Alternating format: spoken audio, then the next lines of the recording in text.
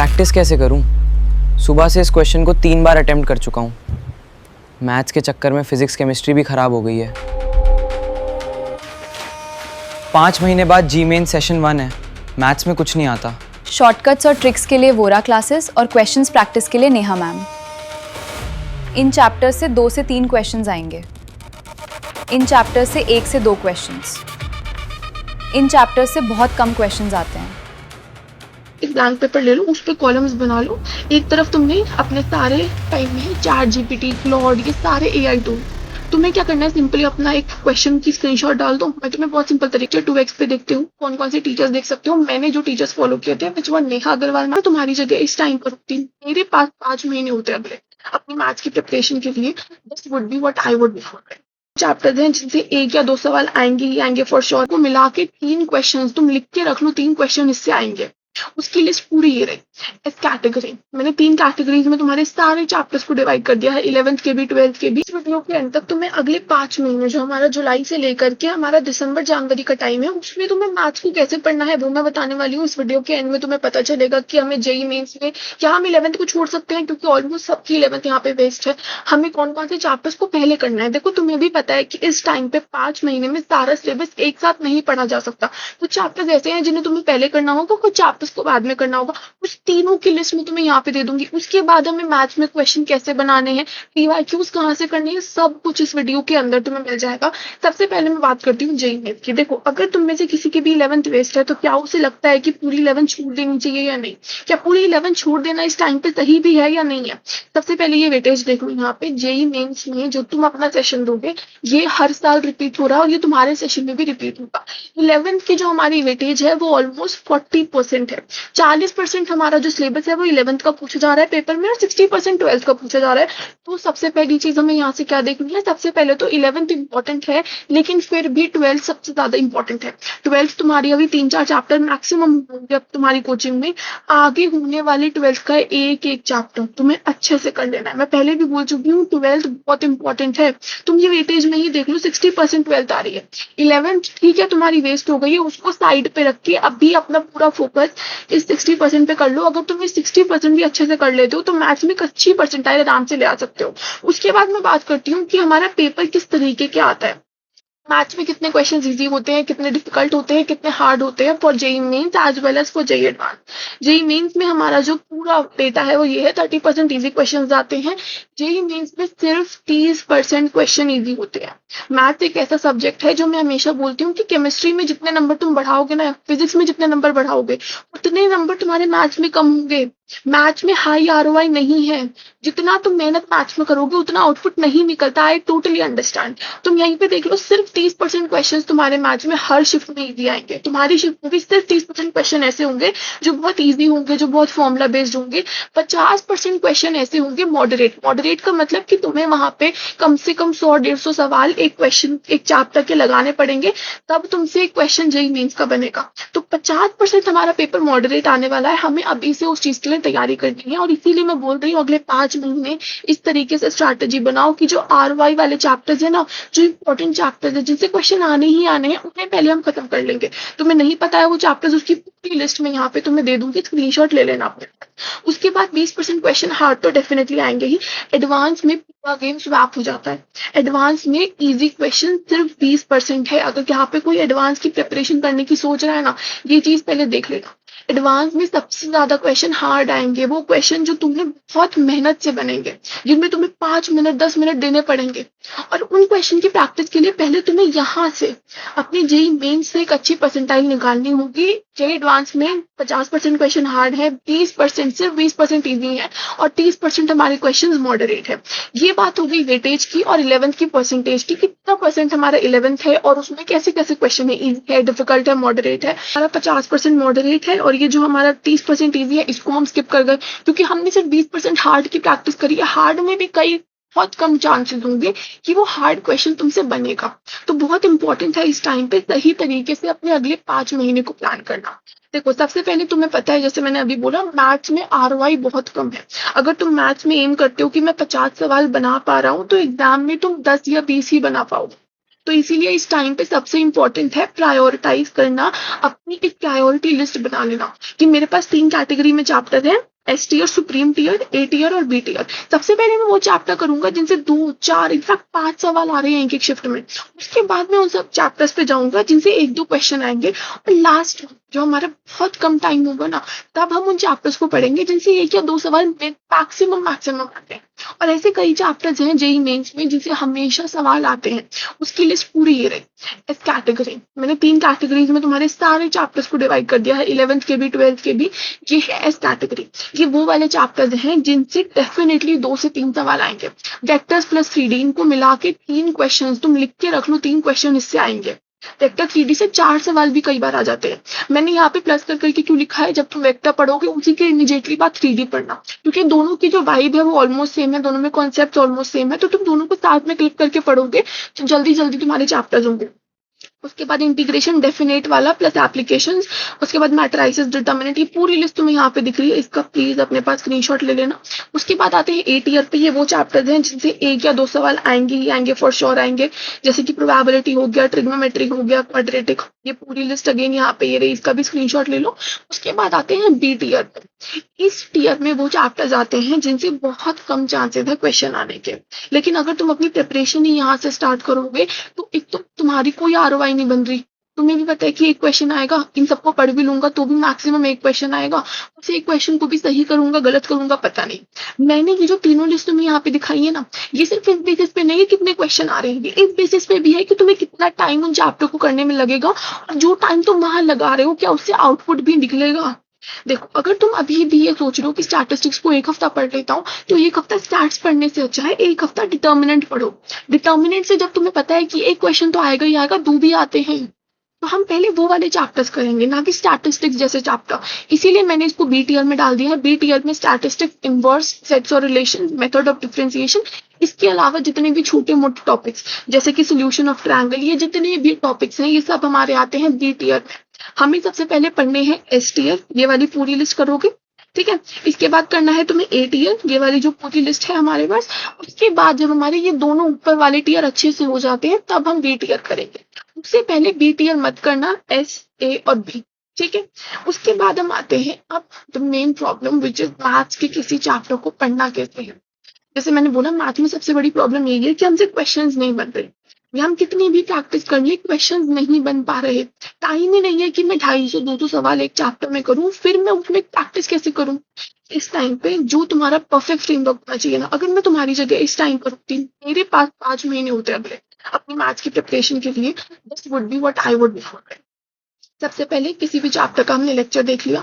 देखो, कई चैप्टर यहाँ पे ऐसे होंगे जो तुमने 11th में पढ़े होंगे और तुम्हें हल्का हल्का लगता होगा कि ये चैप्टर मुझे आते हैं, तो मैं इन चैप्टर की थ्योरी या इन चैप्टर के लेक्चर्स छोड़ देता हूँ, मैं हल्के बहुत जो नोट्स बने हुए उन्हीं से पढ़ लेता हूँ। ये सबसे बड़ी मिस्टेक है। सबसे पहले हर चैप्टर के, चाहे वो चैप्टर आता है नहीं आता, के लेक्चर्स देखो। भले ही तुम उन लेक्चर्स को 2x पे देखो, 3x पे देखो, 1.5x पे देखो, नो मैटर। सबसे इंपॉर्टेंट है तुम्हारे नोट्स प्रॉपर होने चाहिए। लेक्चर्स देखो, क्योंकि कई बार क्या होता है, कई ऐसे फॉर्मूलाज होते हैं जो हम मिस आउट कर जाते हैं, जो हमें नहीं करने इस टाइम पे। हम नहीं कॉम्प्रोमाइज कर सकते किसी भी छोटे से छोटे फॉर्मूला को, छोटे से छोटे की पॉइंट को मिस आउट करना। भले ही तुम लेक्चर 2x पे देखते हो, कौन कौन से टीचर्स देख सकते हो। मैंने जो टीचर्स फॉलो किए थे विच वर नेहा अग्रवाल मैम, और गोरा क्लासेस पे निशांत गोरा सर के लेक्चर। देखो, नेहा अग्रवाल मैम के जो लेक्चर्स हैं मुझे बहुत ज्यादा पर्सनली पसंद है, क्योंकि वो जेईई मेन के स्पेशली जिस तरीके से ट्रिक्स बताती हैं, जिस तरीके से वो क्वेश्चन प्रैक्टिस का पूरा एक एक स्टेप एक्सप्लेन करती है, मुझे बहुत अच्छा लगता है। तो तुम नेहा अग्रवाल मैम को फॉलो कर सकती हो। अगर तुम्हें शॉर्टकट ज्यादा पसंद है, तुम्हें लगता है कि तुम्हें बहुत ही एक्सट्रीम प्रॉब्लम आ रही है, देन गो फॉर निशांत गोरा सर। वो हर क्वेश्चन में एक ट्रिक लगा के, एक मॉनिक बता के तुम्हें जो फॉर्मुलाज याद नहीं होते, तो वहां पे तुम्हें गोरा क्लासेस पे निशांत गोरा सर के लेक्चर्स देखने चाहिए। बाकी दोनों टीचर्स बहुत अच्छे हैं, दोनों के लेक्चर्स तुम देख सकते हो। आई प्रॉमिस यू, तुम बिल्कुल भी डिसअपॉइंट नहीं होंगे। उसके बाद ठीक है, हमने लेक्चर देख लिए। द प्रॉब्लम इसके क्वेश्चन ही नहीं बनते, हमसे तो क्वेश्चन ही नहीं बन रहे मैथ्स के, कितनी ही प्रैक्टिस कर ले। देखो, सबसे पहले 2 टाइप के क्वेश्चन होंगे जब तुम लेक्चर करते हो। सबसे पहली चीज, जब हम लेक्चर कर रहे हैं, हमने थ्योरी देख ली, लेक्चर के नोट्स में मैं पहले भी बता चुकी हूँ, अपने क्वेश्चन जरूर मेंशन करना। हर लेक्चर में जो जो क्वेश्चन टीचर ने करवाया है उनको प्लीज लिख लेना, स्पेशली वो वाले क्वेश्चन जो तुमसे सॉल्व नहीं हुए थे, उन क्वेश्चंस को अपने पास लिख के रखना, ताकि तुम जब नोट्स रिवाइज करते जाओ, नोट्स रिवाइज करोगे, तुम्हारे पास अपना एक क्वेश्चन बैंक होना चाहिए। अपना एक मॉड्यूल बना लो वहीं पे अपने नोट्स के साथ साथ। यूजुअली लेक्चर का फ्रेमवर्क क्या होता है, उन्होंने एक टॉपिक पढ़ाया, उसके बाद उस टॉपिक के 4-5 क्वेश्चन करवाए, फिर नेक्स्ट टॉपिक पे मूव करते हैं। सेम चीज तुम अपने नोट्स में करो। नोट्स में सिर्फ थ्योरी मत लिखो कि तुमने सारी 5-6 पेजेस की थ्योरी लिख ली, नोट्स बन गए। नहीं, हमने नोट्स कैसे बनाने हैं, पहले हमने थ्योरी लिखी, जो भी टीचर ने बोर्ड पे लिखा है वो सब कुछ तुम्हारे नोट्स में होना चाहिए। थ्योरी लिख ली, उसके बाद 2-3 ऐसे क्वेश्चन लिख लो जो हमसे नहीं बने थे, उन क्वेश्चन को हमने नोट्स में लिख लो, ताकि जब तुम थ्योरी रिवाइज करोगे तुम्हें पता होगा कि इसमें इस टाइप के क्वेश्चन है जो आ रहे हैं और ये वाले क्वेश्चन मुझसे बन भी नहीं रहे। ये होगी पहली चीज। उसके बाद ठीक है, हमने क्वेश्चन लिख लिए, अब क्वेश्चन तो बन ही नहीं रहे हैं। देखो, अगर तुम्हें ये प्रॉब्लम आ रही है कि मैथ्स में क्वेश्चन नहीं बन रहे, इस टाइम पे सबसे इंपॉर्टेंट चीज है पीवाईक्यूज करना। तुम YouTube पे जाओ, पीवाईक्यू सीरीज की पूरी सीरीज होती है। YouTube पे कई ऐसे टीचर्स हैं जो हर साल 2025 सारे पेपर्स की पीवाईक्यूज को सॉल्व करते हैं सामने बैठ के। तो तुम्हें क्या करना है, जब वो क्वेश्चन सॉल्व कर रहे हैं तो उनको एनालाइज करो, उन्हें ऑब्जर्व करो कि वो किस टाइप से क्वेश्चन सॉल्व कर रहे हैं। कोई भी क्वेश्चन मैथ्स का बोर्ड पे तुमने देखा, पहले वीडियो पॉज करो, मैं जो तुमको बता रही हूँ स्टेप बाय स्टेप समझना। तुमने कोई लेक्चर देखा, लेक्चर में वीडियो चल रही है, ठीक है, कोई क्वेश्चन है, उसको पॉज कर लिया, बिना सोल्यूशन देखे 5 मिनट रूल लगाओ। 5 minute rule, what is 5 minute rule? 5 minute तक क्वेश्चन से खुद फाइट करो। क्वेश्चन बन गया, ठीक है, नहीं बना तो हमें क्या करना है, वीडियो पॉज करी, वीडियो हमने रिज्यूम करी, उसके बाद हमने देखा कि टीचर ने अप्रोच क्या यूज करी है। ठीक है, हमने एक स्टेप देख लिया, दूसरा स्टेप हम दूसरा खुद ढूंढेंगे। हम अगेन अपने नोट में वो पहला स्टेप लिख लेंगे। हमें फिर सोचना है कि यहाँ पे अगली अप्रोच क्या होनी चाहिए। जब भी तुम क्वेश्चन प्रैक्टिस देखते हो, मेक श्योर कि वो एंगेजिंग हो।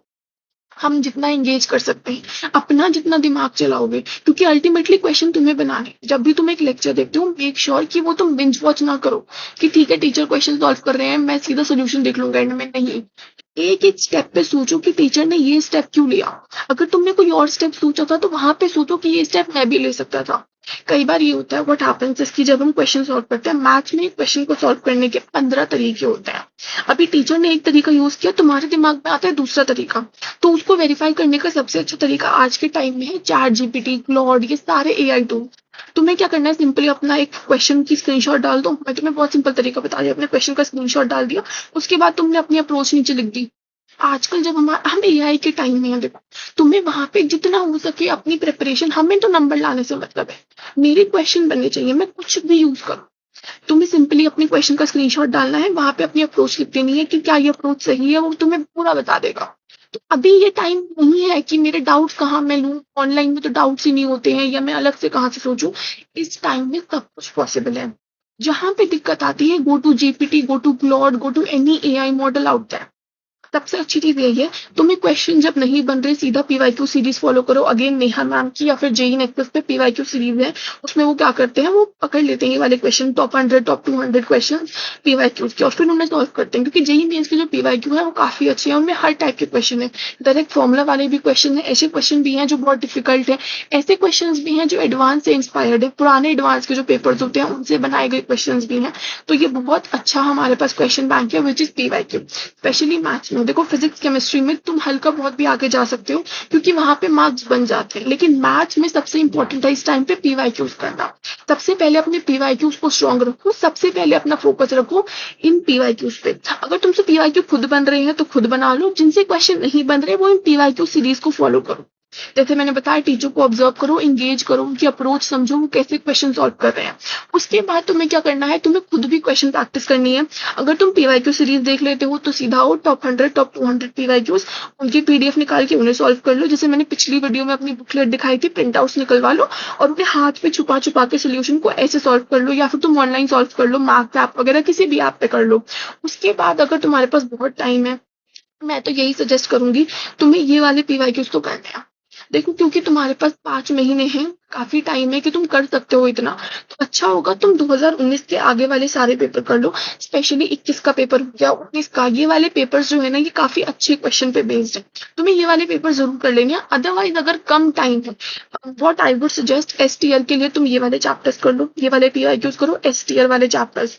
जो चैप्टर्स मैंने यहाँ पे बोले ना एस कैटेगरी में आते हैं, इन वाले चैप्टर्स की, सारे चैप्टर्स के लिए तुम्हें ये वाले करने हैं, क्योंकि इनमें आरओआई बहुत ज्यादा है, इनसे क्वेश्चन बनने ही बनने हैं हमसे।